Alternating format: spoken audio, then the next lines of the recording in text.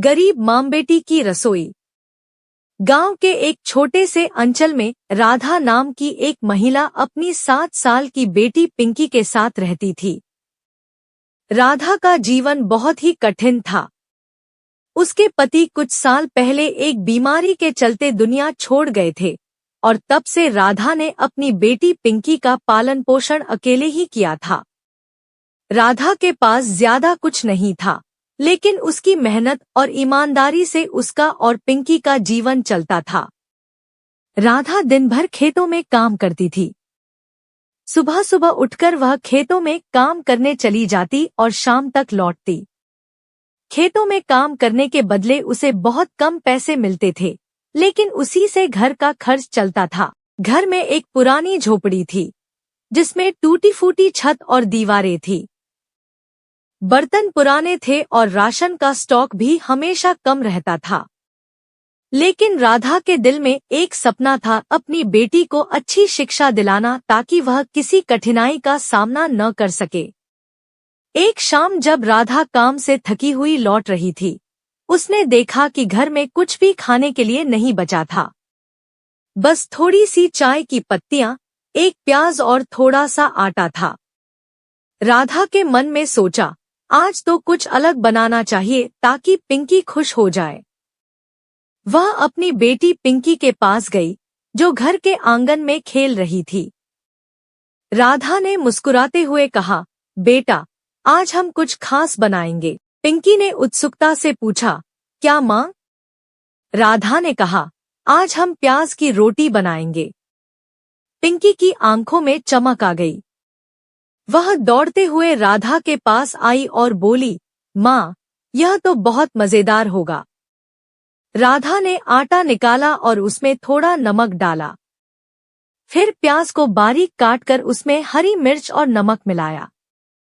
राधा की छोटी सी रसोई में, जो साधारण बर्तन और सामग्री थी, वहीं से एक अनोखा स्वाद उभरने वाला था। राधा ने आंच पर लकड़ी रखी और चूल्हा जलाया। पिंकी ने छोटे छोटे बेलन से रोटियां बेलनी शुरू की। राधा ने रोटियों को सावधानी से तवे पर रखा और पलट पलट कर सेंका। रोटियां जब तैयार हो गईं, तो राधा ने प्याज का मसाला उसमें भरकर पिंकी को एक रोटी दी। पिंकी ने जैसे ही रोटी का टुकड़ा मुंह में डाला, उसकी आंखों में चमक आ गई। उसने कहा, माँ, यह तो बहुत स्वादिष्ट है। राधा ने प्यारी सी मुस्कान के साथ कहा, देखा, जब मेहनत और प्यार से खाना बनाते हैं तो स्वाद और भी बढ़ जाता है। राधा और पिंकी दोनों ने मिलकर उस रोटी को खाया और उस दिन की मीठी यादें उनके दिलों में हमेशा के लिए बस गईं। राधा की जिंदगी कठिन जरूर थी, लेकिन उस दिन उसे समझ आया कि सुख सिर्फ धन में नहीं, बल्कि अपने परिवार के साथ मिलकर समय बिताने और छोटी छोटी खुशियों को महसूस करने में है। राधा ने महसूस किया कि भले ही उसके पास बहुत कुछ नहीं था, लेकिन जो भी था, उसी में संतुष्टि और प्यार था।